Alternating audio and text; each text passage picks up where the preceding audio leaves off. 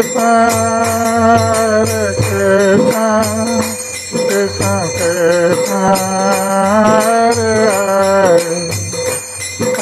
Rama,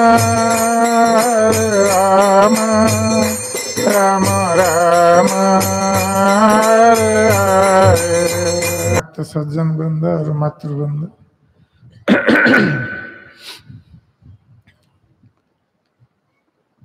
कल हम चर्चा कर रहे थे कि किस प्रकार ब्रजवासी लोग भगवान कृष्ण के ये ऐश्वर्य को देखकर उनके मन में ये शंका उत्पन्न हो गई थी कि ये कृष्ण भगवान है या साधारण मनुष्य। उन लोगों ने अपनी आंखों से देखा कि किस प्रकार भगवान कृष्ण ने 7 दिन और 7 रात तक ये गोवर्धन पर्वत को धारण किया था। केवल इतना ही नहीं, बाल्यकाल से, बचपन से किस प्रकार कृष्ण ने पुतना राक्षसी का वध किया, शकटासुर का वध किया और तृणावर्त का भी वध किया। तो ये सब घटना का वर्णन नंद महाराज के सम्मुख ये सारे ब्रजवासी कर रहे हैं और उनसे पूछ रहे हैं कि ये कृष्ण वास्तविक कौन है। तो और कुछ घटनाओं का वर्णन ब्रजवासी लोग नंद महाराज के सामने कर रहे हैं जो कृष्ण की भगवत्ता को प्रतिपादित करता है। तो ब्रजवासी लोग कह रहे हैं कि क्वचित हयंगम स्तन्ने मात्रा बंध उदुखड़े, कि जब कृष्ण ने मक्खन चोरी की, जब 3 साल के बालक थे भगवान श्री कृष्ण, तो उस समय वो माखन चुरा करके स्वयं खा रहे थे। जब उनका पेट भर गया तो बंदरों को बुला करके उनको खिला रहे थे। तो माता यशोदा ने देखा, क्योंकि वो खोज रही थी कृष्ण को, कृष्ण कहाँ गया। आप लोग जानते हैं कि माता यशोदा जब दधि मंथन कर रही थी और भगवान कृष्ण बीच में आ गए थे और मंथन दंड को पकड़ लिया था, तो माता यशोदा को रोकना चाह रहे थे दधि मंथन कार्य से और स्वयं स्तनपान करना चाहते थे। तो माता यशोदा ने उनको गोद में ले लिया था और जब कृष्ण स्तनपान कर रहे थे उस समय थोड़ी दूरी पर दूध उबल रहा था चूल्हे पर, और जब दूध उतर रहा था नीचे तो माता यशोदा ने देखा कि ये दूध नीचे उतर रहा है, इसलिए वो कृष्ण को नीचे रख करके दौड़ करके चली गई दूध को बचाने के लिए, दूध को चूल्हे से उतार देने के लिए। तो भगवान कृष्ण क्रोधित हो गए माता यशोदा के ऊपर कि उनको दूध पिलाए बिना वो दूसरे दूध की रक्षा करने के लिए उनको छोड़कर जा रही है। इसलिए भगवान कृष्ण ने क्या किया, तो माता यशोदा उधर दूध बचाने में लगी थी, उस समय भगवान कृष्ण ने एक छोटा सा कंकड़ लेकर वो दधि मंथन जिसमें दधि भरा हुआ था, वो मिट्टी का पात्र था, उसमें मारा जोर से और उसमें एक छेद हो गया। छेद होने पर सारा दही जो है वो बह गया और अब भगवान कृष्ण डर गए क्योंकि उन्होंने तोड़ दिया है दधि पात्र को। अब माता उनको दंडित करेगी, इसलिए डर के मारे वो कमरे के भीतर चले गए और कमरे के भीतर देखा कि ये माखन ऊपर रखा हुआ है।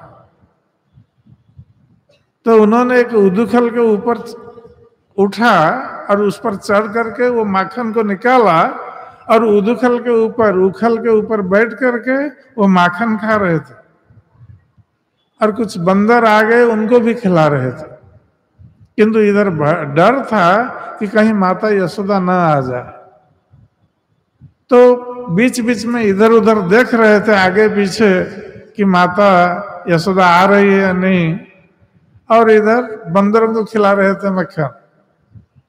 तो माता यशोदा ने जब आकर देखा कि कृष्ण वहां पर नहीं है और दही पात्र टूटा हुआ है और सारा दही बह गया, तो माता यशोदा ने सोचा कि ये कृष्ण का ही काम है, और कोई ऐसा नहीं कर सकता।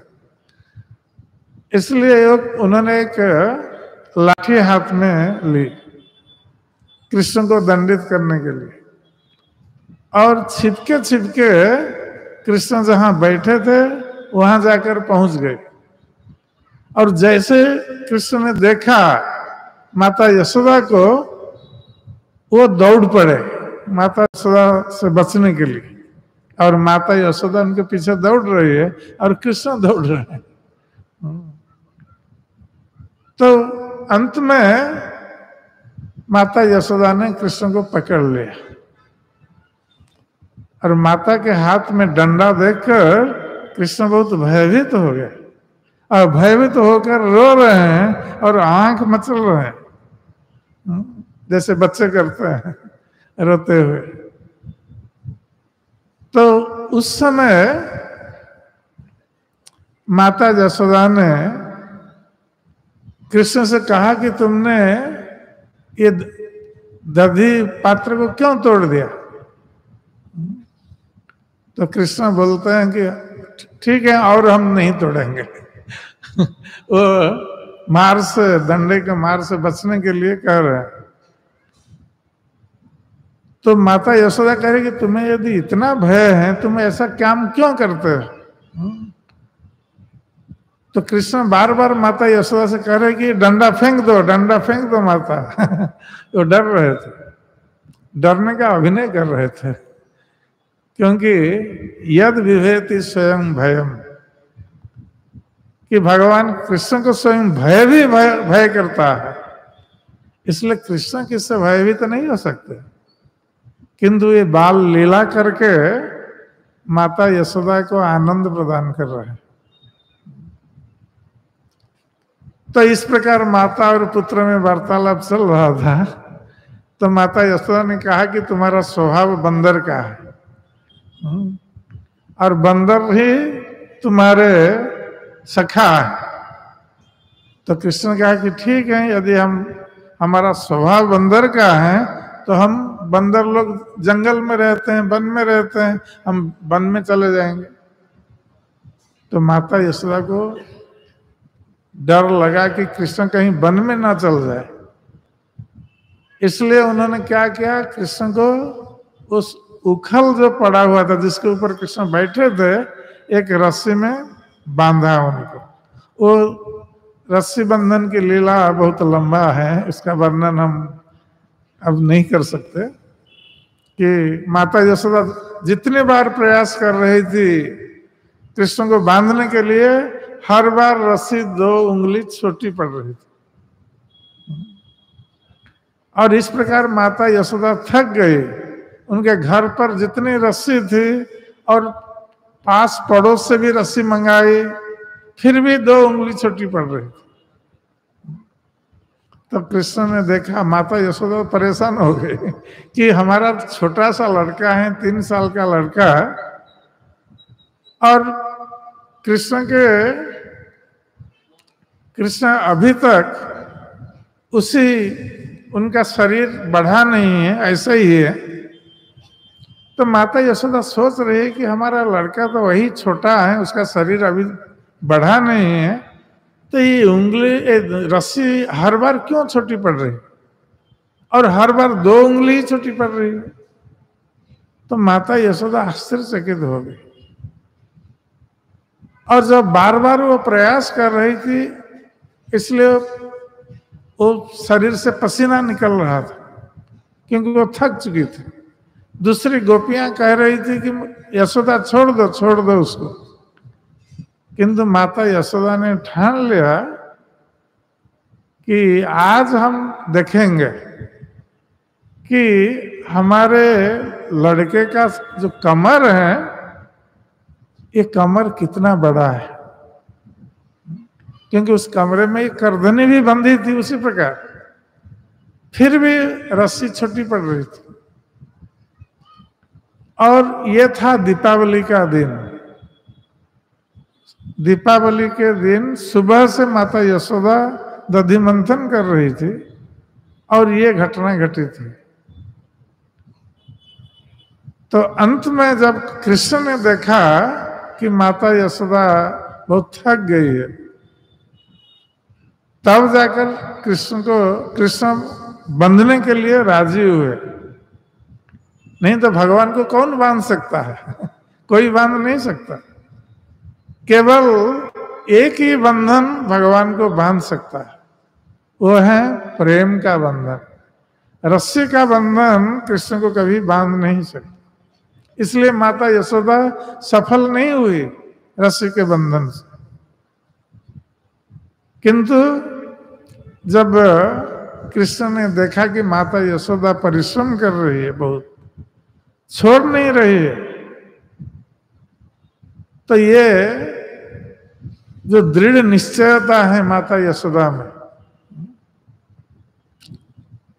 तो इसके कारण भगवान कृष्ण की कृपा हुई माता यशोदा के ऊपर और वो बंधने के लिए राजी हुए। तो भक्ति मार्ग में ये बहुत महत्वपूर्ण है। जो रस्सी 2 उंगली छोटी पड़ रही थी, ये भक्ति मार्ग में बहुत महत्वपूर्ण इसलिए है कि जिस चीज का अभाव कि माता यशोदा बांधने का प्रयास कर रही थी, किंतु अभी तक दृढ़ निश्चय नहीं था और भगवान कृष्ण की कृपा नहीं हुई थी, इसलिए वो कृष्ण को बांधने में समर्थ नहीं हुई।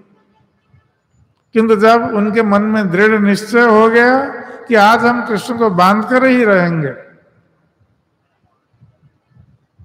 और वो परिश्रम करती रही, तब कृष्ण की कृपा हुई। तो भक्ति मार्ग में भी भक्त को दृढ़ निश्चय वाला होना चाहिए। इसलिए रूप गोस्वामी ने कहा है, उत्साह निश्चया धैर्या तत्त कर्म प्रवर्तनात्। जब भक्ति मार्ग में भक्त का उत्साह बना रहना आवश्यक है भक्ति मार्ग, और भक्त दृढ़ निश्चय वाला होना चाहिए कि अवश्य भगवान की कृपा हम पर होगी। ये दृढ़ निश्चय अवश्य रहनी चाहिए, तब जाकर भगवान की कृपा होती। जब भक्त दृढ़ निश्चय होकर भगवान को प्रसन्न करने के लिए प्रयास करता है, तो भगवान की कृपा होती। तो माता यशोदा कृष्ण को बांधने में समर्थ तब हुई जब कृष्ण की कृपा हुई उनके ऊपर, और कृष्ण बंध गए उखल में। किंतु माता यशोदा ने कृष्ण को तो बांध दिया और अपने घर के काम में जाकर लग गए। कुछ बाल सखा कृष्ण के वहां खड़े थे। माता यशोदा ने कहा था कि तुम देखना कृष्ण को, ये कहीं चला न जाए। और उस समय नंद महाराज के प्रांगण में 2 अर्जुन वृक्ष अनेक काल से वो खड़े थे, और बहुत पुराना वृक्ष होने के कारण वो बहुत बड़े बड़े, ऊंचे और मोटे मोटे थे। 2 अर्जुन वृक्ष, ये दोनों अर्जुन वृक्ष नारद मुनि के श्राप से इनको वृक्ष योनि मिला था नंद महाराज के आंगन में। ये दोनों कुबेर के दोनों पुत्र थे, मणिग्रीव और नल कुबेर। ये अभिशप्त होकर नंद महाराज के आंगन में अर्जुन वृक्ष के रूप में खड़े थे। और नारद मुनि ने कहा था कि जब भगवान कृष्ण का दर्शन होगा तुम लोगों का, तब तुम्हारी मुक्ति होगी। इसलिए ये प्रतीक्षा कर रहे थे भगवान कृष्ण के आविर्भाव की। तो भगवान कृष्ण ने देखा अर्जुन वृक्ष की ओर और उनको स्मरण हो आया कि उनका भक्त नारद मुनि ने इनको ये श्राप दिया था, इसलिए ये अर्जुन वृक्ष के रूप में खड़े हैं, किंतु ये भी आशीर्वाद दिया था कि कृष्ण के द्वारा इनकी मुक्ति होगी। तो नारद मुनि के वचन को सत्य प्रमाणित करने के लिए भगवान कृष्ण जो बंधे हुए थे उखल के साथ रस्सी द्वारा, ये धीरे धीरे हाथ और पैर के बल पर चलने लगे। जब वो चलने लगे तो उखल उलट करके वो भी उनके पीछे पीछे जा रहा था उखल। तो भगवान से क्या है, केवल हाथ में ही खेल खेल में सारे असुरों का वध किया। इसलिए ब्रजवासी लोग आश्चर्यचकित हो रहे हैं कि ये कृष्ण वास्तविक है कौन, ये एक साधारण मनुष्य बालक है या स्वयं भगवान है। इसलिए नंद महाराज से ये सब उदाहरण देकर पूछ रहे हैं उनसे। पुनः कहते हैं वत्सेषु वत्स रूपेण प्रविशंतं जिघांसया हत्वा निपातयत तेन कपित्थानि चलीलया। तो बकासुर के बाद ये ब्रजवासी लोग कहते हैं कि कंस ने और एक असुर को भेजा, इसका नाम था वत्सासुर। ये वत्सासुर ये एक बछड़े के रूप में आया था, क्योंकि कृष्ण ग्वाल वालों के साथ उस समय बछड़ा चरा रहे थे। तो 5 वर्ष तक कृष्ण बछड़ा चरा रहे थे वृंदावन। जब 6ठा साल में प्रविष्ट हुए, 6ठे साल से उन्होंने गोचारण किया, तब तक वो बत्साचारण बछड़ों को चरा रहे थे।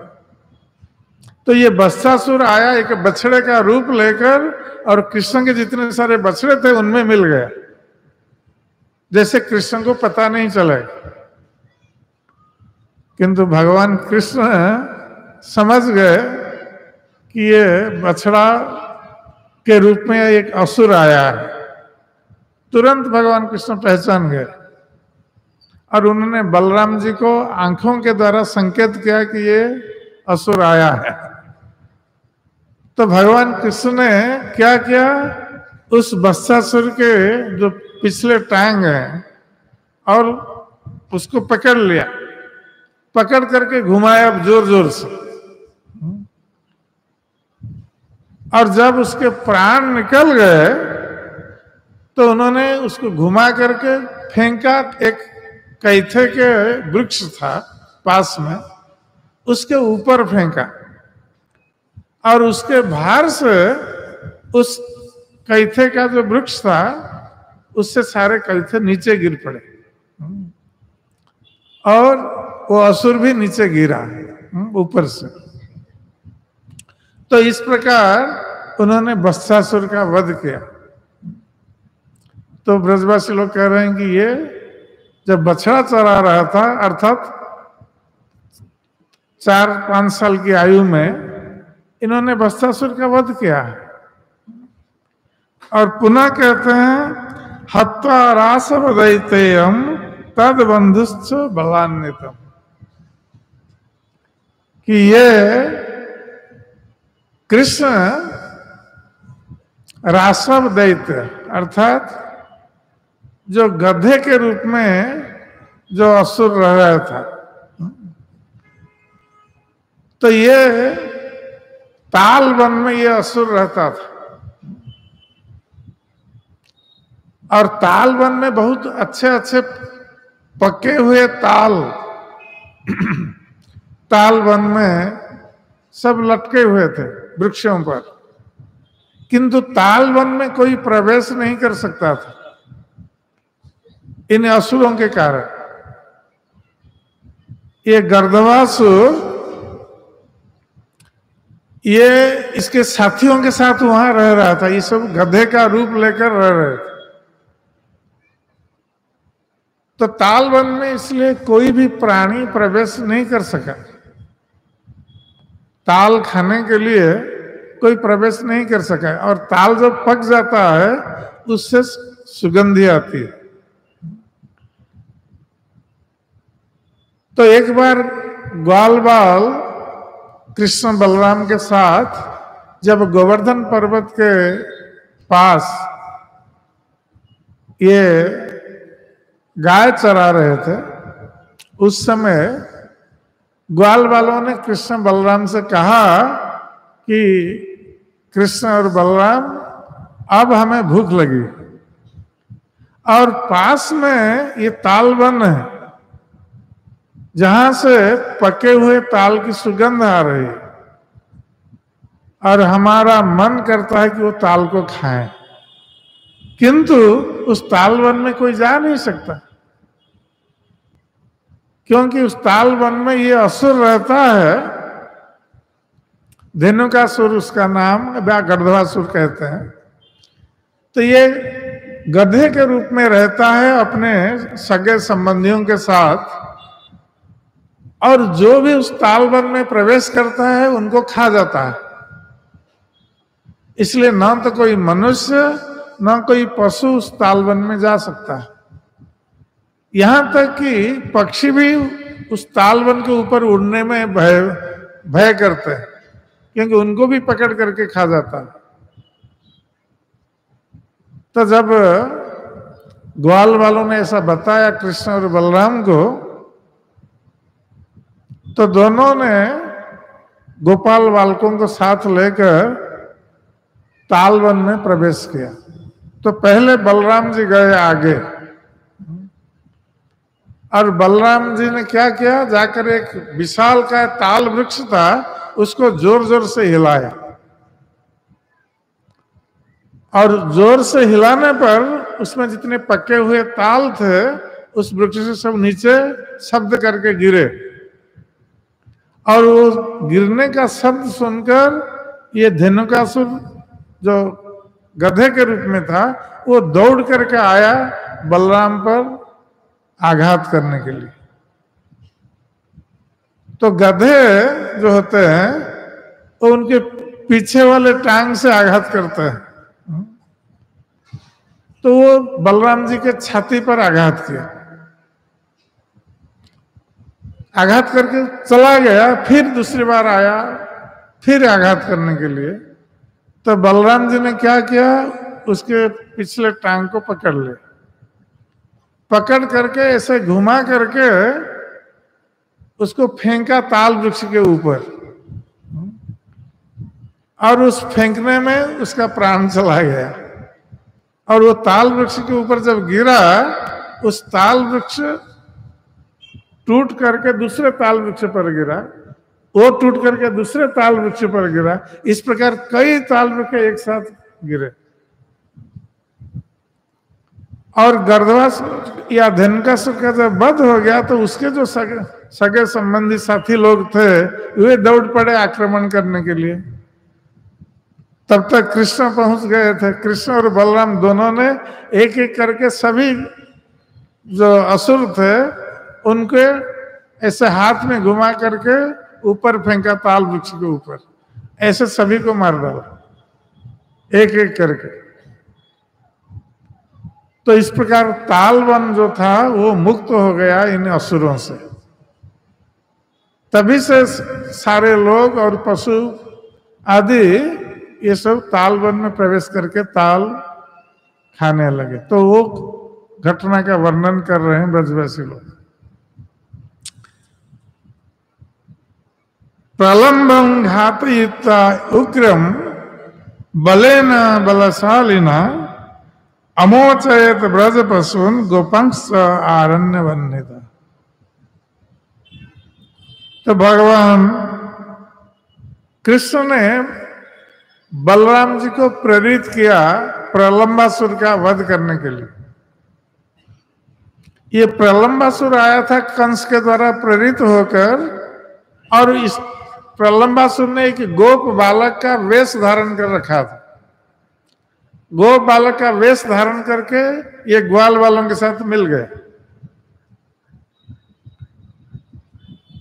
तो कृष्ण समझ गए कि ये असुर आया है ग्वाल बाल का रूप धारण करके।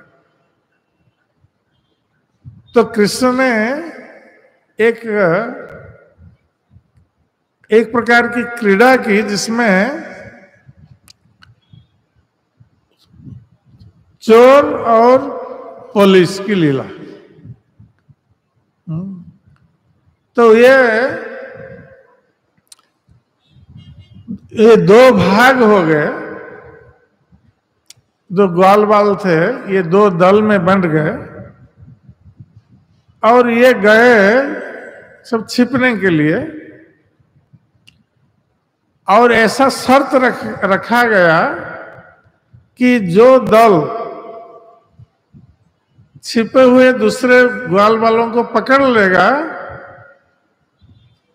तो जो हार गया जो दल है वो उनको अपने कंधे पर बिठा करके ले जाएगा भांडीर वन तक। वो भांडीर वन वो प्रसिद्ध वन है वृंदावन में। वहां एक भांडीर बट वृक्ष है, बहुत पुराना बट वृक्ष है। तो भगवान कृष्ण की बहुत सारी लीलाएं ये भांडीर वन के आसपास हुई है। तो ये जो आया प्रलंबासुर, उसने देखा कि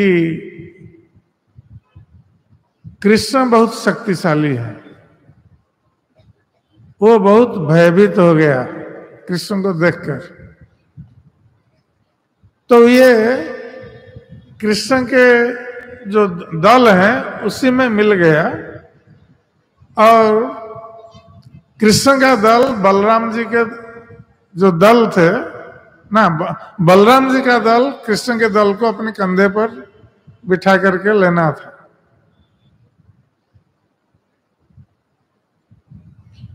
ये प्रलंबासुर कृष्ण के दल में था, और कृष्ण का ही दल बलराम जी के दल को कंधे पर उठाकर लेना था। तो प्रलंबासुर ने बलराम जी को अपने कंधे पर बिठाया, और इस प्रकार उनको जब लेकर जा रहा था, उसको भांडीर बट तक आना था, किंतु वो दूर चला गया।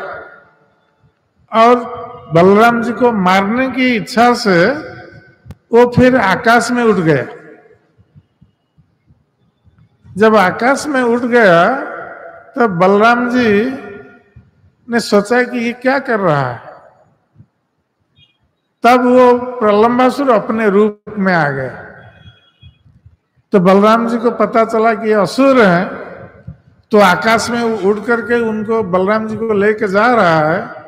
तो बलराम जी ने अपने हाथ से उसके मस्तक पर एक मुक्का मारा, जिससे उसका मस्तक फट गया और वो रक्त उल्टी करके वो प्राण त्याग दिया और नीचे गिरा।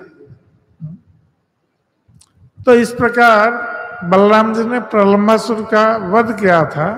तो ये ब्रजवासी लोग कह रहे हैं कि कृष्ण ने प्रेरित किया बलराम जी को प्रलंबासुर का वध करने के लिए। और उसके पश्चात जब ग्वाल बाल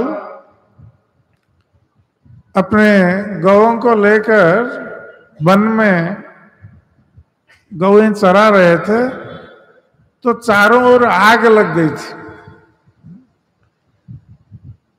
और वो आग अति तीव्र गति से चारों ओर जो ग्वाल बाल और गौएं थी उनके चारों ओर वो आग फैल गई, जिससे कि ग्वाल बाल और गौएं उस आग से बच नहीं सकते थे। तो जब ग्वाल वालों ने देखा कि आग से बचना अब मुश्किल है, तब उन लोगों ने कृष्ण से प्रार्थना की बचाने के लिए। तो भगवान कृष्ण ने सभी से कहा कि तुम लोग आंख बंद कर लो। और जब ग्वाल वालों ने आंखें बंद कर ली तब कृष्ण ने सारी आग को पी लिए अपने मुख के द्वारा। तो भगवान कृष्ण ने इसलिए ग्वाल वालों को कहा कि तुम लोग आंख बंद कर लो, क्योंकि बचपन में एक बार कृष्ण ने मिट्टी खाई थी और हम वो लीला वर्णन कर चुके हैं। और ग्वाल वालों ने जाकर माता यशोदा से अभियोग किया था। तो इसलिए भगवान कृष्ण ने ग्वाल वालों से कहा कि तुम लोग आंख बंद कर दो, क्योंकि वो आंख नहीं बंद करते और कृष्ण आग को खा लेते तो ये लोग जाकर माता यशोदा से बोलते कि कृष्ण ने आग खा ली। तो इस प्रकार कृष्ण ने बचाया ग्वाल वालों को और गौओं को वनाग्नि से। तो वो बात भी ये ब्रजवासी लोग बता रहे हैं नंद महाराज। दुस्त्यज अनुराग अस्मिन सर्वे शयनांग ब्रजो को सा।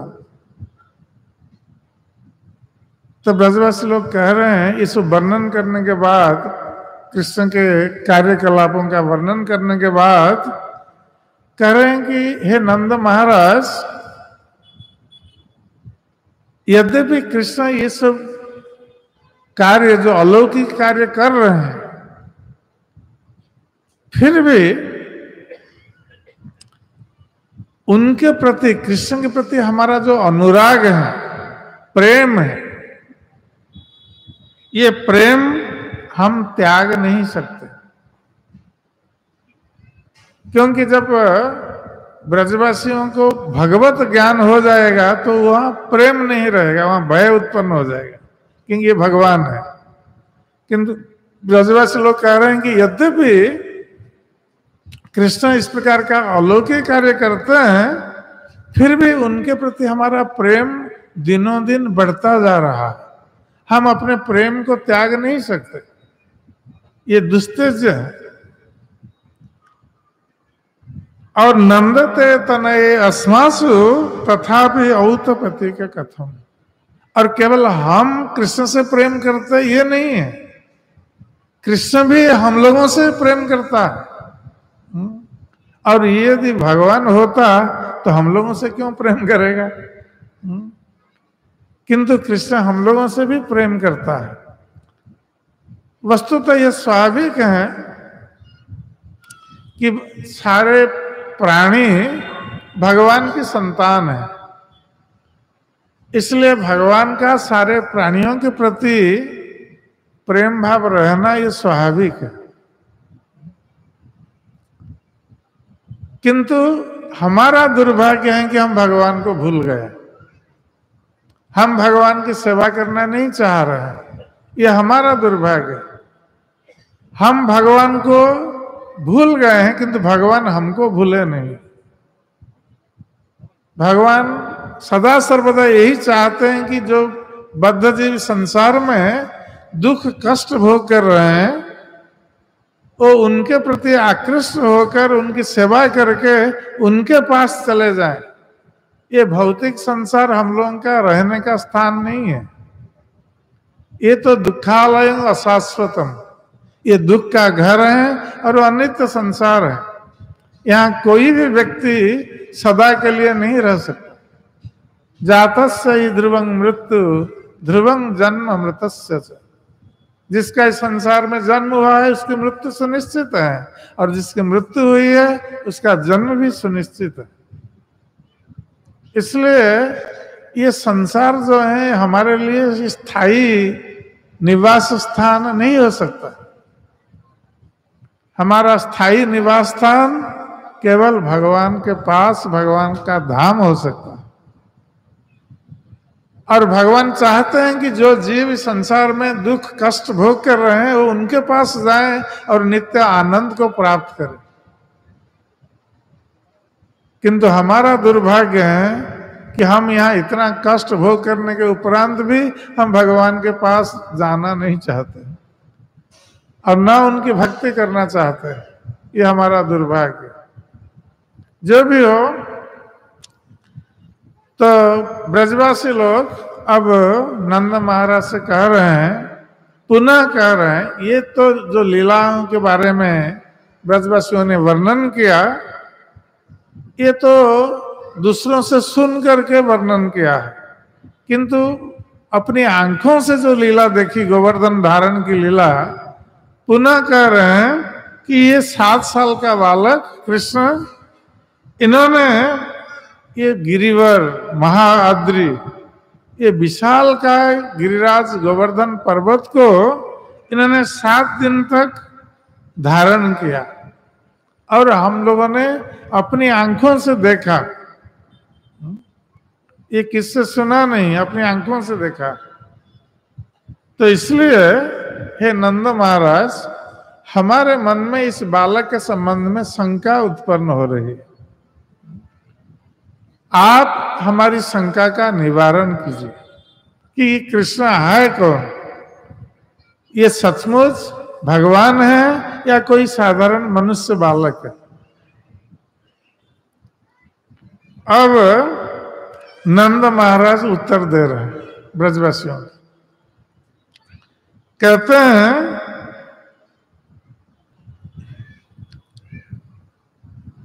श्रेयतंग बचो गोपा बेतु शंका चवर्भके एवं कुमार उद्देश्य गर्भ में यत उवाच। तो नंद महाराज ने कहा कि हे गोपगण, आप लोग मेरी बात सुनिए। इस कृष्ण के संबंध में गर्ग मुनि ने जो बातें कही है, इसको मैं तुम लोगों को बता रहा हूं, आप लोग सुनिए। वर्णास्त्रय कली अस्यासान गृणतो अनुजुगं तन्नो शुक्ल रक्त तथा पीत इदानीं कृष्णतांगता।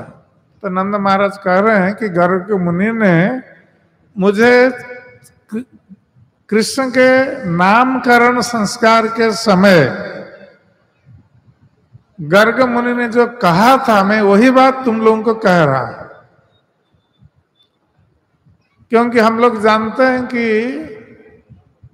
भगवान कृष्ण मथुरा में जब उनका आविर्भाव हुआ तो वसुदेव ने उनको लाकर नंद महाराज के घर में छोड़ दिया था, और नंद महाराज की तो पुत्री थी, उनको वो लेकर गए थे, और वो पुत्री स्वयं दुर्गा देवी थी जो कंस के हाथ से छूट गई थी। तब कृष्ण और बलराम दोनों वसुदेव के पुत्र थे। बलराम जी की माता का नाम रोहिणी देवी। तो वसुदेव ने गुप्त रूप में गर्ग मुनि को मथुरा से भेजा था ब्रज में, गोकुल में, क्योंकि वसुदेव को पता था कि ये दोनों पुत्र नंद महाराज के घर पर हैं, और कंस को पता नहीं है इस बात का। इसलिए वसुदेव ने गुप्त रूप में ये गर्ग मुनि को भेजा था इनका नामकरण संस्कार करने के लिए। और गर्ग मुनि नंद महाराज को ये बात बता नहीं सकते थे। इसलिए जब गर्ग मुनि आए नंद महाराज के पास, तो नंद महाराज ने देखा कि गर्गाचार्य आए हुए हैं, इसलिए ये अच्छा अवसर है कि उनके दोनों बालकों का नामकरण किया जाए। तो जब उन्होंने गर्गाचार्य को ये प्रस्ताव दिया दोनों बालकों का नामकरण करने के लिए, तो गर्ग मुनि ने कहा कि नंद महाराज, ये देखो, ये कंस बहुत बड़ा दुष्ट व्यक्ति है, और तुम यदि इन दोनों बालकों का नामकरण के समय उत्सव मनाओगे, क्योंकि जो कोई भी अनुष्ठान होता है उसमें उत्सव मनाया जाता है साधारण रूप से, तो गर्ग मुनि ने कहा कि तुम यदि उत्सव मनाओगे तो कंस को पता चल जाएगा कि तुम तुम्हारे दो पुत्रों का नामकरण उत्सव तुम मना रहे हो, तुम क्योंकि उत्सव मनाते समय अपने आत्मीय स्वजन, बंधु बांधव, ब्राह्मण, इनको सब निमंत्रित किया जाता है और उनके लिए भोजन की व्यवस्था की जाती है। तो ये सभी को पता चल जाएगा और कंस को भी पता चल जाएगा, और कंस को जब पता चलेगा तो तुम्हारे पुत्रों को मारने के लिए वो व्यवस्था करेगा, क्योंकि अभी भी कंस शंका में है कि उसके मारने वाला कहां पर उत्पन्न हुआ। इसलिए तुम ये उत्सव प्रकाश रूप में मत मनाओ, किसी को मत बताओ और किसी को निमंत्रित भी मत करो।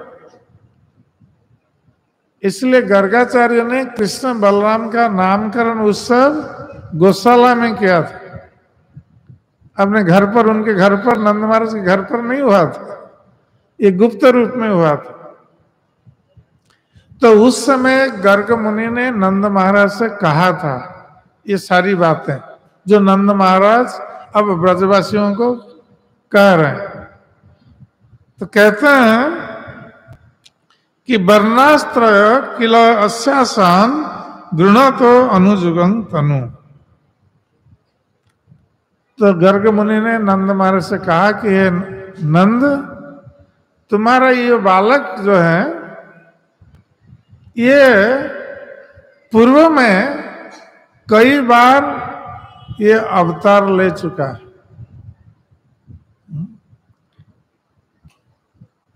और इसका वर्ण भिन्न भिन्न रहा है। शरीर का जो वर्ण है ये अलग अलग युग में अलग अलग वर्ण रहा है इसका। शुक्लो रक्त तथा पीत इदानीं कृष्णतांगता है। तो दूसरे युग में जब ये बालक ने जन्म लिया है, इसका वर्ण अलग था, और वो वर्ण क्या क्या था ना, शुक्ल वर्ण, सफेद वर्ण, और रक्त वर्ण, पीत वर्ण, पीत अर्थात पीला, पीला वर्ण भी था इसका। और अब इस युग में, द्वापर युग में, इसका वर्ण श्याम वर्ण हुआ। पुनः कहते हैं प्राग अयं वसुदेवस्य क्वचित जात तवात्मज। और गर्ग मुनि कह रहे हैं कि तुम्हारा ये जो पुत्र है ये पहले कभी वसुदेव जी का पुत्र भी था। ये नहीं कह रहे हैं कि वसुदेव का पुत्र है, तो कह रहे हैं कि ये वसुदेव का पुत्र था। वासुदेव इति श्रीमान अभिज्ञा संप्रचक्षते। ये वसुदेव के पुत्र पूर्व में होने के कारण इसका नाम वासुदेव होगा। ये नामकरण कर रहे हैं गर्गाचार्य। पुनः कहते हैं बहुनी संति नामानि रूपाणी च सुतस्यते, कि हे नंद महाराज, तुम्हारे पुत्र का बहुत सारा नाम है और बहुत सारे रूप भी है। गुण कर्मानुरूपाणी तान्य हूं वेदनो जना। तो उसके गुण और कर्म के अनुसार उसके बहुत सारे नाम और रूप है, किंतु सारे लोग इस तत्व को नहीं जानते।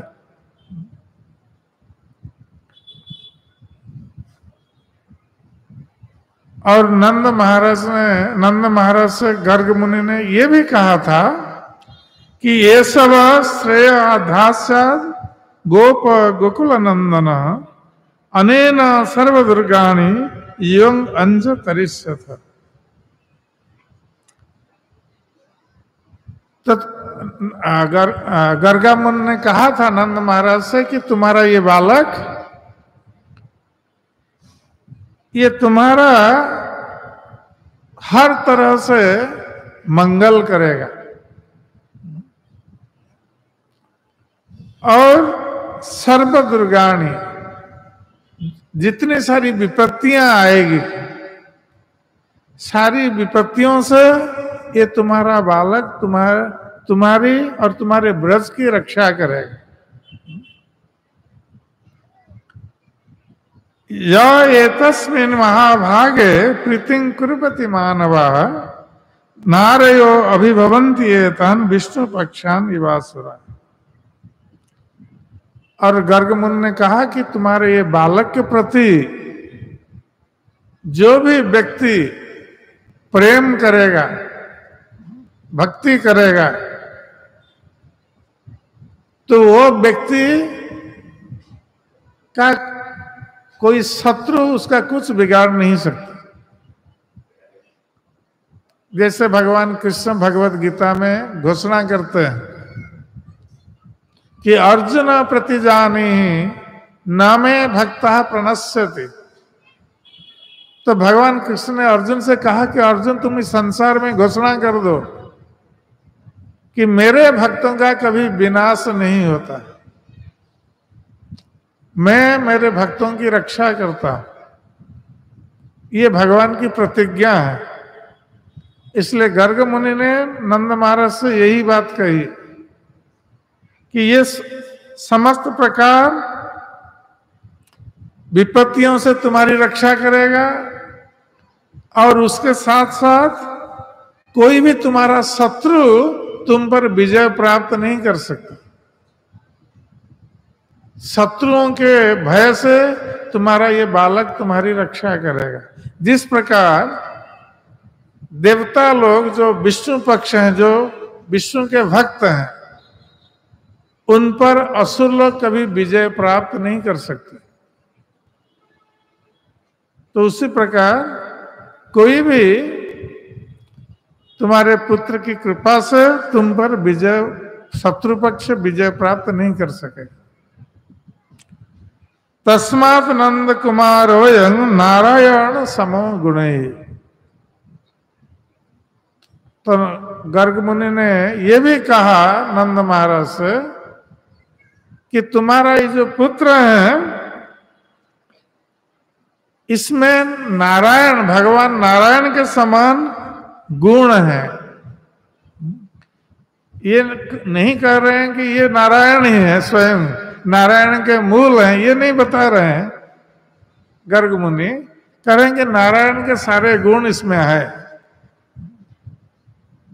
क्योंकि भगवान श्री कृष्ण सारे अवतारों के स्रोत हैं। जितने सारे अवतार हैं भगवान के, रामादि मूर्तिषु कला नियमेन तिष्ठन् नानावतार अकरोत् भुवनेषु किन्तु कृष्ण स्वयं समभवत् परमः पुमान्य गोविंदम आदि पुरुषम तमहम भजामि। ये ब्रह्मा जी स्वयं कह रहे हैं ब्रह्म संहिता में कि भगवान राम आदि जितने भी अवतार हैं, यहां तक कि विष्णु नारायण आदि जितने अवतार हैं, ये सब भगवान कृष्ण के एक एक अंश और कला है। कृष्ण स्वयं परम पुरुष भगवान, इसलिए उनको आदि पुरुष के रूप में ब्रह्मा जी संबोधित करते हैं कि गोविंदं आदि पुरुषम तमहं भजा। कृष्ण सभी के आदि हैं, सारे अवतारों के आदि हैं, किंतु कृष्ण के कोई आदि नहीं है। तो ये गर्गाचार्य भी वही बात कह रहे हैं।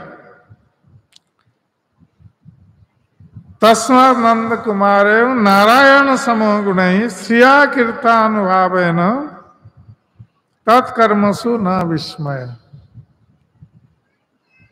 इसलिए नंद महाराज से गर्ग मुनि ने कहा कि ऐश्वर्य में और कीर्ति में, यश में तुम्हारे इस पुत्र का नारायण के समान गुण रहेगा। इसलिए इसके कर्म पर कोई आश्चर्य नहीं होना है। ये गर्ग मुनि ने पहले से बता दिया था नंद महाराज से। ये आगे चलकर जो कर्म करेगा, इसके कर्म से तुम्हें कभी आश्चर्य नहीं होना।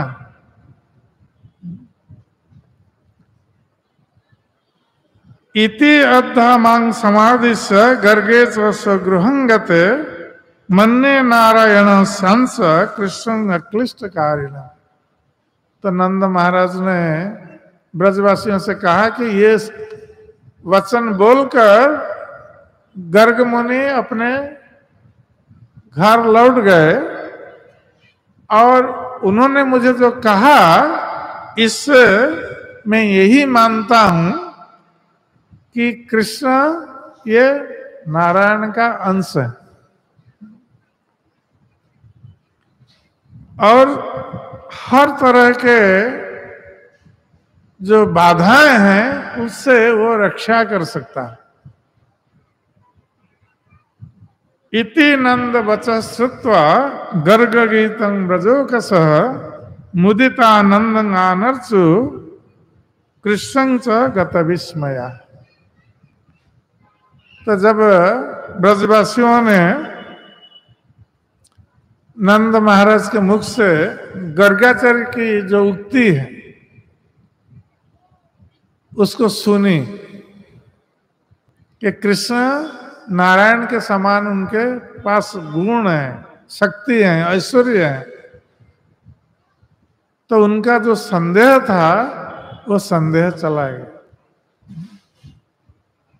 वो जो विस्मित हो रहे थे कृष्ण के अद्भुत कार्य को देखकर वो संदेह या शंका दूरीभूत हो गई। तो इस प्रकार जो भगवान कृष्ण गोवर्धन लीला के माध्यम से उन्होंने ब्रजवासियों को ये शिक्षा प्रदान की कि गिरिराज गोवर्धन उनसे अभिन्न है। भगवान कृष्ण के यद्यपि कई अवतार हैं किंतु उनके 3 मुख्य पतितपावन अवतार हैं। एक तो भगवान कृष्ण गिरिराज गोवर्धन के रूप में अपने को विस्तार करते हैं और गिरिराज गोवर्धन ये हर व्यक्ति की मनोकामना को पूर्ण कर देते हैं। ये इतने कृपालु हैं गिरिराज गोवर्धन, इसलिए इनको कृष्ण का कृपामय रूप बताया गया है गिरिराज गोवर्धन। उसी प्रकार जगन्नाथ ये भी भगवान के पतितपावन रूप है, कृष्ण के पतितपावन रूप है, जो पतित जनों का उद्धार करने के लिए इस रूप में प्रकट हुए। तो भगवान जगन्नाथ ये सभी की इच्छा को पूर्ण कर देते हैं। इसलिए शास्त्रों में बताया गया है कि दर्शनात् सर्वलोकानां सर्वतीर्थ फलप्रद। भगवान जगन्नाथ को दर्शन मात्र से व्यक्ति सारे तीर्थों का फल प्राप्त हो जाता है। हम लोग तीर्थ यात्रा करते हैं, अलग अलग स्थान पर जाते हैं और तीर्थ जल में स्नान होकर पाप से मुक्त होने के लिए प्रयास करते हैं। और संसार में अनेक तीर्थ भी हैं, हम सारे तीर्थों में जा नहीं सकते, किंतु जगन्नाथ जी का एक बार दर्शन करने पर सारे तीर्थों के दर्शन का फल प्राप्त हो जाता है, अर्थात हम सारे पापों से मुक्त हो जाते हैं। इसलिए कहा गया है कि दर्शन मुक्तिदा साक्षात सर्वतीर्थ फलप्रद, कि जगन्नाथ जी के दर्शन मात्र में व्यक्ति मुक्ति को भी प्राप्त हो सकता है। सारे तीर्थों का फल प्राप्त होना, पापों से मुक्त होना, ये तो स्वाभाविक है। यहां तक कि व्यक्ति मुक्ति को भी प्राप्त हो सकता है दर्शन मात्र से। इसके संबंध में एक कथा है कि एक बार एक भक्त थे, इनका नाम गणपति भट्ट था। और गणपति भट्ट ने शास्त्रों में पढ़ा जगन्नाथ जी के बारे में कि नीलाचल में भगवान दारू ब्रह्म के रूप में प्रकट हुए हैं और दर्शन मात्र से वो मुक्ति प्रदान कर सकते हैं। तो जब गणपति भट्ट ये कर्नाटक के थे, जब उन्होंने शास्त्रों में पढ़ा तो वो आश्चर्यचकित हो गए कि नीलाचल में स्वयं दारू ब्रह्म प्रकट हुए हैं और उनके दर्शन मात्र से मुक्ति व्यक्ति प्राप्त हो सकता है। तो ये सुनकर उनके मन में इच्छा हुई कि हम नीलाचल जाएं और दारू ब्रह्म का दर्शन करके मुक्ति को प्राप्त हो जाए, क्योंकि मुक्ति इतना सरल प्राप्त हो जाता है। मुक्ति प्राप्त करना इतना सरल वास्तविक नहीं है।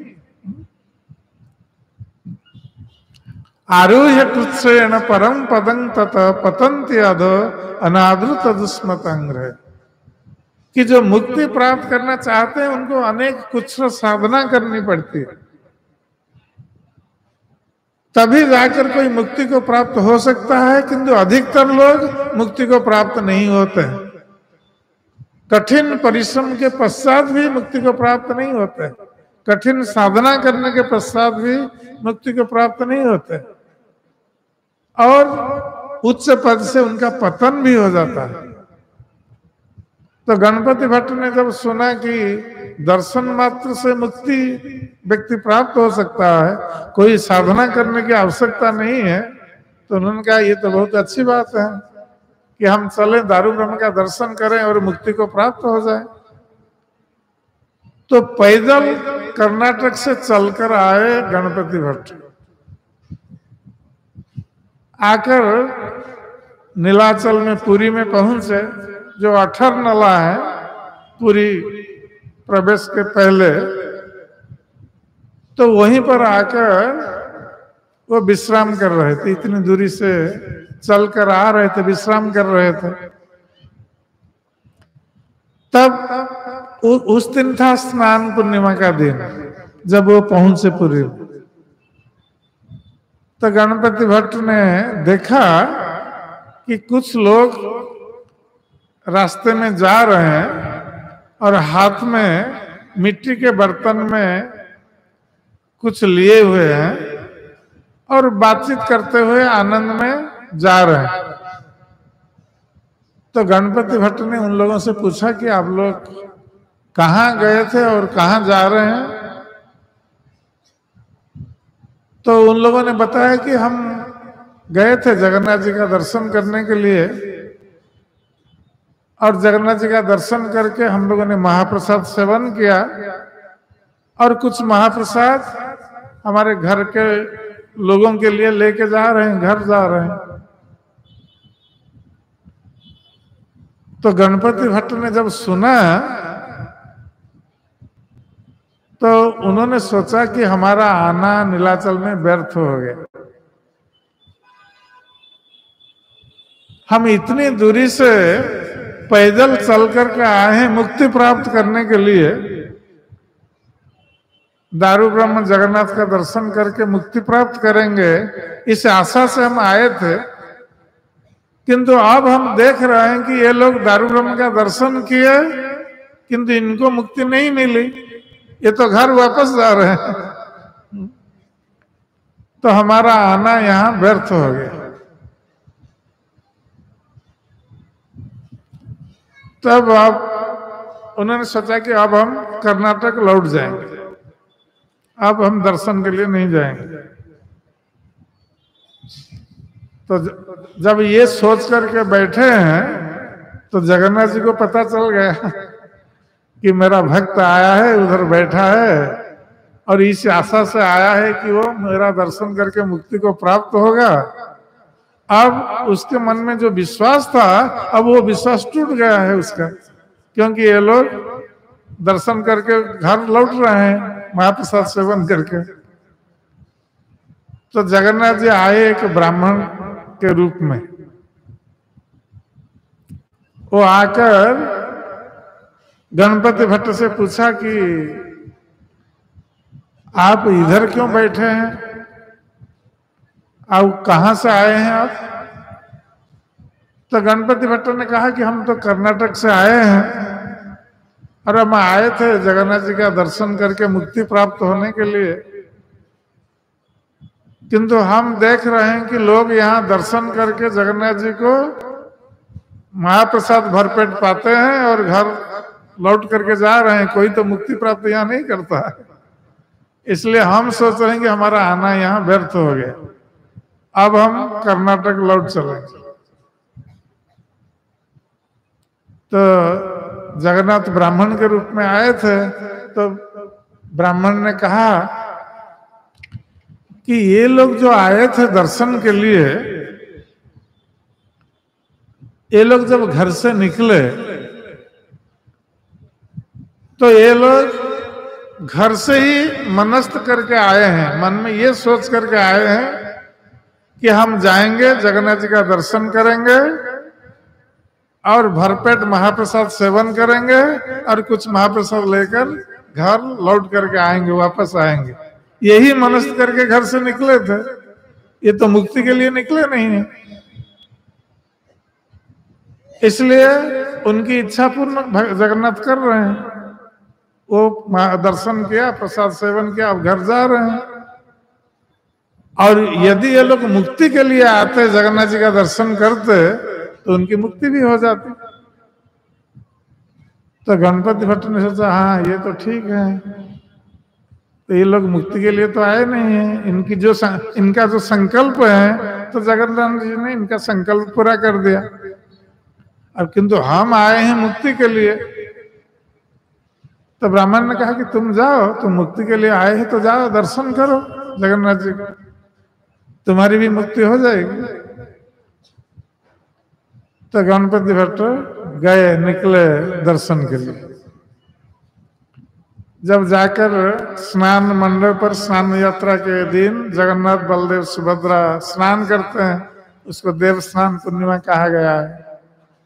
और जो स्नान पूर्णिमा है वो वस्तुतः जगन्नाथ जी का आविर्भाव दिवस है, जन्मदिन है, क्योंकि उसी दिन जगन्नाथ बलदेव सुभद्रा ने महाराज इंद्रद्युम्न को दर्शन दिया था, पहली बार गुंडीचा मंदिर में ही दर्शन दिया था।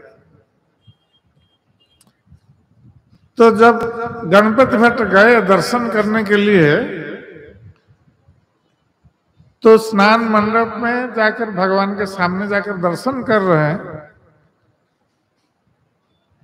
तो उनके मन में था ये विश्वास कि जो ब्रह्म होते हैं उनका गणपति रूप होता है। ये ब्रह्म के गणपति रूप में विश्वास करते थे गणपति भट्ट। तो जब उन्होंने जगन्नाथ जी का दर्शन किया, वो देखते हैं कि जगन्नाथ जी का रूप तो कुछ अलग दिख रहा है, ये तो गणपति का रूप नहीं है। गणपति का रूप क्या है? गणपति का मुख जो है वो हाथी वाला है, सूंड है। तो हाथी का सूंड और कान जैसे, तो ये रूप नहीं है। तो उन्होंने सोचा कि ये जगन्नाथ ये दारू ब्रह्म नहीं है, क्योंकि इनका गणपति रूप नहीं है। तो वहां प्रणाम क्या करेंगे, वहीं से फिर लौटा। बोले कि हमारा आना तो सब व्यर्थ हो गया, ये लोग बार बार बता रहे हैं कि ये दारू ब्रह्म है, दारू ब्रह्म है, ये तो गणपति रूप नहीं है। तो लौट करके वो आ रहे हैं, जगन्नाथ का जो बरदान रहे वहां लौट करके आ रहे हैं। उस समय जगन्नाथ जी का जो मुदिरथ होते हैं, ये पूरी गजपति महाराज के प्रतिनिधि होते हैं मुदिरथ। और गजपति महाराज की कुछ सेवा है, जगन्नाथ जी की सेवा। रथ यात्रा के अवसर पर गजपति महाराज रथ में झाड़ू लगाते हैं रथ पर, और वहां जब स्नान पूर्णिमा के अवसर पर भी वहां स्नान मंडप में भी झाड़ू लगाते हैं गजपति महाराज। और जब गजपति महाराज नहीं आ पाते हैं अपनी सेवा करने के लिए, तो मुदिरथ उनकी ओर से ये सेवा करते हैं। तो स्नान पूर्णिमा के दिन मुदिरथ जगन्नाथ जी के मंदिर में, क्योंकि बहुत भीड़ थी, तो वो थके हुए थे, तो जाकर वो सो रहे हैं दिन में, वो जगमोहन में वो सो रहे थे। जब गणपति भट्ट इस प्रकार लौट करके जा रहे हैं, तो जगन्नाथ जी ने मुदिरथ को स्वप्नादेश दिया। स्वप्न में बताया कि मैं, ये मेरा भक्त आया था और उसने सोचा कि मैं हाथी रूप में, गणपति रूप में उनको दर्शन दूं, और वो रूप उसने नहीं देखा, इसलिए वो वापस जा रहा है। तो तुम जल्दी जाकर उसको बताओ कि इस बार आकर वो अच्छी तरह मेरा दर्शन करे, तो वो गणपति रूप में ही दर्शन करेगा। तो मुदिरथ तुरंत उठे भगवान का आदेश सुनकर स्वप्न में, और दौड़ते हुए गए बरदान में। तो बरदान में उन्होंने देखा कि गणपति भट्ट जा रहे हैं वापस। तो मुदिरथ ने जाकर कहा कि आप कहाँ जा रहे हैं? ना, हम तो आए थे कर्नाटक से ये दारू ब्रह्म का दर्शन करने, और हमने सोचा था कि यहाँ दर्शन करने पर मुक्ति होती है, किंतु हमने देखा कि तो दारू ब्रह्म नहीं है, इनका तो गणपति रूप नहीं है। तो मुदिरथ ने कहा कि आपने अच्छी तरह क्या देखा, दर्शन किया जगन्नाथ जी का? तो उन्होंने कहा हाँ, हमने तो दर्शन किया, कोई गणपति रूप तो है नहीं, ये कोई दूसरा रूप है। तो मुदिरथ ने कहा कि आप और एक बार जाइए दर्शन करने, और इस बार अच्छी तरह दर्शन कीजिएगा, तो आप गणपति रूप में दारू ब्रह्म जगन्नाथ को देख सके। तो गणपति भट्ट ये कहने पर फिर लौट करके आए।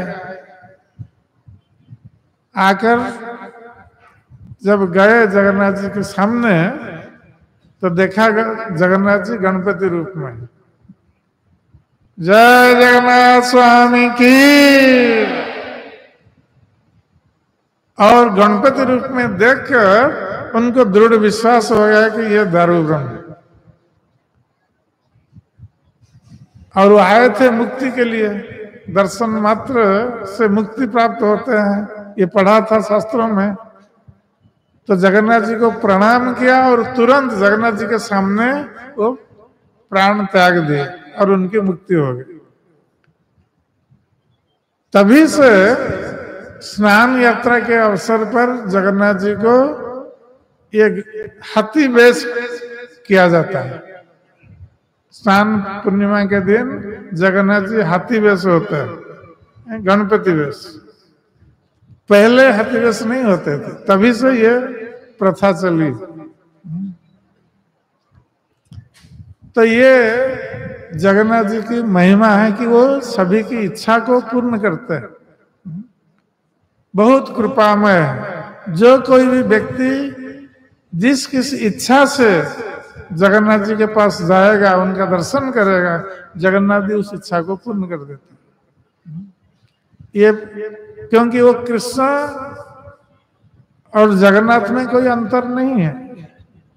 आप लोगों ने सुना होगा कि भगवान कृष्ण ने किस प्रकार जगन्नाथ, बलदेव, सुभद्रा, ये तीनों, कृष्ण, बलराम और सुभद्रा ने इस प्रकार रूप ग्रहण किया है। ये उनका महाभाव प्रकाश रूप है, कृष्ण का महाभाव प्रकाश रूप ये जगन्नाथ। इसलिए नीलाचल में क्योंकि स्वयं भगवान विराजमान है, ब्रह्मा जी ने स्थापना की थी जगन्नाथ जी की, और भगवान स्वयं प्रकट हुए हैं, इसलिए वहां पर महाप्रसाद की महिमा भी बहुत बड़ी महिमा है महाप्रसाद। अभी भी जगन्नाथपुरी में प्रतिदिन सारे देवता लोग आते हैं जगन्नाथ जी का दर्शन करने के लिए। प्रतिदिन जब जगन्नाथ जी का बड़सिंगार वेश होता है, बड़सिंगार वेश अर्थात रास में जाने का वेश है, उसको बड़सिंगार वेश कहते हैं। बड़ा श्रृंगार से बड़ा श्रृंगार हुआ। सबसे बड़ा श्रृंगार भगवान करते हैं रात में, जब लोग सोने जाते हैं भगवान उसमें वेश होते हैं। बहुत सुंदर फूलों से सजे रहते हैं, फूल मालाओं से, उसको बड़सिंगार वेश कहा जाता है। बहुत सुंदर लगता है। और ये भगवान जगन्नाथ की अंतिम सेवा होती है, अंतिम वेश। और उसी वेश में प्रातः काल मंगल आरती में जगन्नाथ दर्शन देते हैं बड़सिंगार वेश में।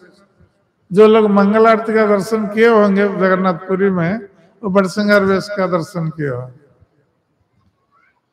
तो ये रास में जाने का वो वेश है। जगन्नाथ जी रात में रास लीला करते हैं। तो ये जगन्नाथ जी जो लीला है वो सब कृष्ण की ही लीला है, क्योंकि वो कृष्ण है स्वयं। तो वहां पर जगन्नाथ जी स्वयं विराजमान है, इसलिए उनका जो प्रसाद है उसको महाप्रसाद कहा गया। अन्य स्थानों पर भगवान का प्रसाद कहा जाता है, किंतु पुरी में उसको महाप्रसाद कहा जाता है, भगवान के प्रसाद। क्योंकि वहां पर लक्ष्मी देवी स्वयं रसोई करती है जगन्नाथ के लिए। तो आप लोग जो जिन लोगों ने महाप्रसाद लिया होगा, सेवन किया होगा, तो आप लोगों ने देखा होगा कि महाप्रसाद का जो टेस्ट एक जैसा है। जितनी बार खाएं, जब खाएं, एक ही प्रकार का टेस्ट आएगा, क्योंकि लक्ष्मी देवी वहां रसोई करती है स्वयं। एक बार एक राजा थे जिनका नाम था श्वेतराज। ये श्वेतराज उस समय उत्कल के राजा थे और जगन्नाथ जी की सेवा में लगे हुए थे, और वो प्रतिदिन आते थे जगन्नाथ जी का दर्शन करने के लिए। तो एक दिन जब श्वेतराज जगन्नाथ जी का दर्शन करने आए, तो उस समय जगन्नाथ जी को भोग लगाया जा रहा था। तो श्वेतराज के मन में एक शंका उत्पन्न हो गई। उन्होंने सोचा कि जगन्नाथ जी तो ये भगवान है, और भगवान ये वैकुंठ के स्वामी हैं, और इनके लिए तो लक्ष्मी देवी स्वयं भोजन बनाती है। तो क्या जगन्नाथ यहाँ जो भोजन करते हैं, ये सचमुच ये जो हमारा जो भोजन बनता है जगन्नाथ के लिए, वो तो वैकुंठ का स्टैंडर्ड नहीं होगा। तो क्या सचमुच जगन्नाथ जी भोजन कर रहे हैं यहाँ नीलाचल में? उनके मन में ये शंका उत्पन्न हुई। तब जब उनके मन में ये शंका उत्पन्न हुई, वहां भोग लगाया जा रहा था जगन्नाथ जी, तो तुरंत वो श्वेतराज देखते हैं कि दृश्य परिवर्तित हो गए, बदल गया। जो दृश्य देख रहे थे जगन्नाथ जी को भोग लगाया जा रहा है, वो दृश्य बदल गया। वो देख रहे हैं कि जगन्नाथ, बलदेव, सुभद्रा तीनों बैठे हुए हैं भोजन के लिए, और लक्ष्मी देवी स्वयं अपने हाथ से परोस रही जगन्नाथ, बलदेव, सुभद्रा को भोजन, और अपने हाथ से जगन्नाथ, बलदेव, सुभद्रा खा रहे हैं। श्वेतराज ने जब ये दृश्य देखा उनके मन में जो शंका उत्पन्न हुई थी वो शंका चली गई। वो आश्चर्यचकित हो गए कि जगन्नाथ यहाँ स्वयं अपने हाथ से भोजन कर रहे हैं।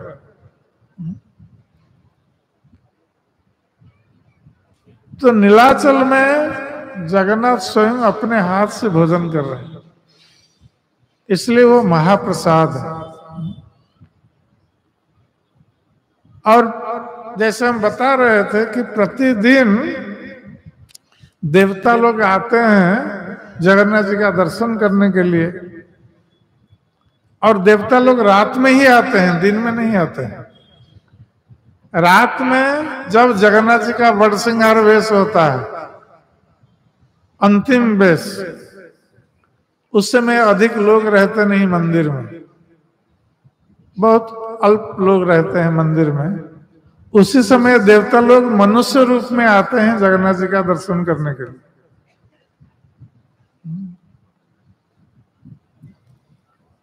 तो ब्रह्मा जी, ब्रह्मा, शिव और जितने देवतागण सभी आते हैं मनुष्य रूप में। एक बार तो विभीषण जी आए हैं, विभीषण जी भी आते हैं प्रतिदिन दर्शन करने के लिए। तो एक बार विभीषण जी आए थे दर्शन के लिए और मनुष्य रूप में आए हैं। तो वो जब देवता लोग आते हैं उनका पैर नीचे नहीं लगता है भूमि पर। तो जब विभीषण जी दर्शन कर रहे थे, एक पंडा वो प्रणाम कर रहे थे जगन्नाथ जी को। वो प्रणाम करके उठे तो देखे कि एक व्यक्ति का पैर जो है वो भूमि स्पर्श नहीं कर रहा है। तो उनको संदेह हो गया कि ये व्यक्ति कौन है, ये तो कोई मनुष्य नहीं हो सकता। और वहां लोगों को पता है कि देवता लोग आते हैं रात में। तो विभीषण जी ने दर्शन किया और मंदिर से निकल गए रात में। ये पंडा धीरे धीरे उनके पीछे पीछे जाने लगे। तो वो समुद्र की ओर गए विभीषण जी, क्योंकि उनको लंका जाना था। तो देवता लोग समुद्र के किनारे उतरते हैं ऊपर से, वो मनुष्य वेश धारण करके जाते हैं मंदिर में। तो विभीषण जी जब समुद्र के तट पर पहुंच गए, अब उनको अपना वेश धारण करके ऊपर जाना है लंका की ओर। तो उन्होंने पीछे मुड़ के देखा कि ये पंडा खड़ा है। तो ये पंडे ने प्रणाम किया उनको। तो उनको पूछा कि आप कौन हैं? तो विभीषण जी ने बताया कि मैं विभीषण हूं।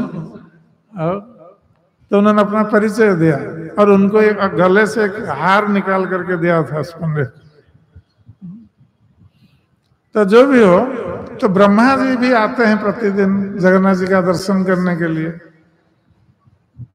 तो महाप्रसाद की जो महिमा है, इसमें महाप्रसाद कभी जूठा नहीं होता है। किसी ने खाया और वो जो रह गया उसको लेकर दूसरा कोई भी व्यक्ति खा सकता है, वो जूठा नहीं होता है महाप्रसाद। और यदि कोई व्यक्ति महाप्रसाद को जूठा मानता है तो शास्त्रों में वर्णन है कि उसको कुष्ठ व्याधि होती है। जो महाप्रसाद को जूठा मानेगा कि इसने खाया है, ये उसका जूठा है, हम कैसे खाएंगे, ऐसा सोचने पर उस व्यक्ति को कुष्ठ व्याधि होती है। ये शास्त्र में वर्णन। इसलिए महाप्रसाद सेवन करते समय व्यक्ति अकेले खा सकता है, अपने परिवार के साथ मिलकर भी खा सकता है, एक पत्ते से खा सकते हैं। कभी ब्राह्मण के मुख से चंडाल, चंडाल के मुख से ब्राह्मण भी खा सकता है ये महाप्रसाद। तो एक बार ब्रह्मा जी आए हैं दर्शन करने के लिए, और ब्रह्मा जी का ये नियम रहा है कि जब कभी वो जगन्नाथ जी का दर्शन करने आते तो जाते समय जो आनंद बाजार है जहां महाप्रसाद बेचा जाता है, तो ब्रह्मा जी वहां जाकर महाप्रसाद वहां नीचे पड़ा रहता है, और जाकर एक कण लेकर अपने मुख में देकर वो ग्रहण करते हैं, सम्मान करते हैं महाप्रसाद का, फिर अपने ब्रह्मलोक में जाते हैं। तो एक बार जगन्नाथ जी ने परीक्षा ली, ब्रह्मा जी की परीक्षा ली। तो ब्रह्मा जी उस दिन आए जगन्नाथ जी का दर्शन करने के लिए, और दर्शन करके जब आनंद बाजार में आते हैं, वो कहीं भी महाप्रसाद का एक कण भी उनको दृष्टिगत नहीं होता है, कहीं महाप्रसाद का एक कण भी पड़ा नहीं है उस दिन। ब्रह्मा जी आश्चर्यचकित हो गए कि हम प्रतिदिन महाप्रसाद कुछ प्राप्त करते थे, आज कैसे भगवान की इच्छा है कि आज महाप्रसाद नहीं मिला।